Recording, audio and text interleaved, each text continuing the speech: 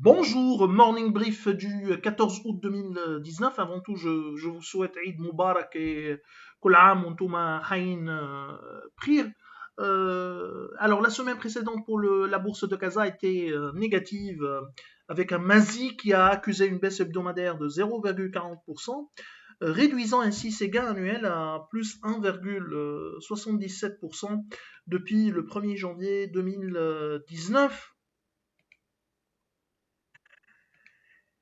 Alors pour ce matin, il y a une riche actualité, une actualité très riche pour ce qui est des émetteurs. Donc on va commencer par Atlanta, où la restructuration ou la réorganisation du pôle financier, pôle finance pour le groupe All Marcom commence à prendre forme avec où All Marcom a cédé 56% du capital de l'assureur Atlanta, prix unitaire moyen à 55,41 dirhams, contre 67 dirhams prix de clôture, dernier prix de clôture, à son nouveau, donc la cession a été faite au profit de son nouveau holding des activités d'assurance, Allmarcom Insurance Activities.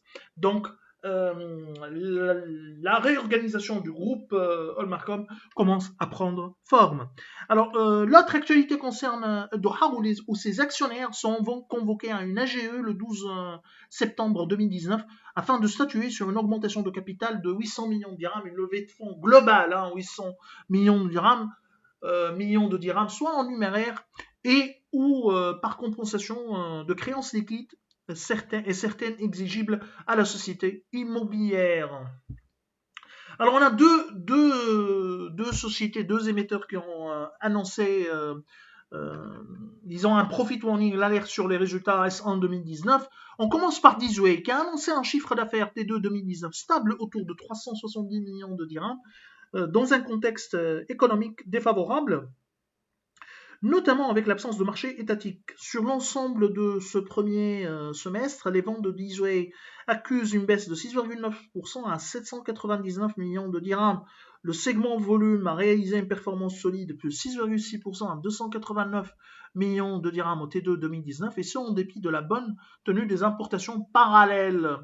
En revanche, le segment value a réalisé un très mauvais T2 avec des revenus qui ont accusé un repli de 25% à 75 millions de dirhams suite à la réalisation d'un projet dans le secteur public en 2018, 35 millions de dirhams d'impact sur le revenu au T2 2018, qui n'a pas été renouvelé en 2019. Ces chiffres sont inférieurs à nos attentes. Toutefois, 18 devrait renouer avec la reprise de la croissance de ses ventes durant SE 2019, mais d'une manière générale, une réduction des perspectives est envisageable. Alors l'autre société qui a émis un profit warning clair, c'est Total Maroc. La hausse des revenus de 10% au cours du S1 2019 était insuffisante pour réaliser une progression des bénéfices pour le distributeur pétrolier. La filiale marocaine du major français Total a vu ses bénéfices sociaux S1 2019 reculer de 30%. Alors, Total justifie la baisse du résultat euh, par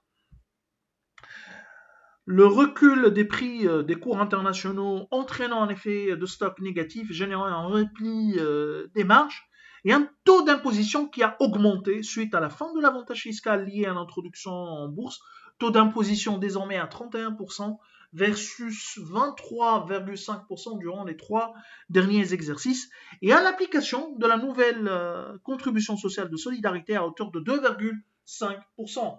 La baisse des bénéfices OS1 en 2019 dépasse nos attentes. Moins 7, nous on est sur un objectif de moins 7,40% de baisse prévue pour l'ensemble de l'année 2019. Alors nous vous souhaitons encore une fois Eid Mubarak et joyeuses fêtes. Et on vous donne rendez-vous pour demain matin. Au revoir, à demain.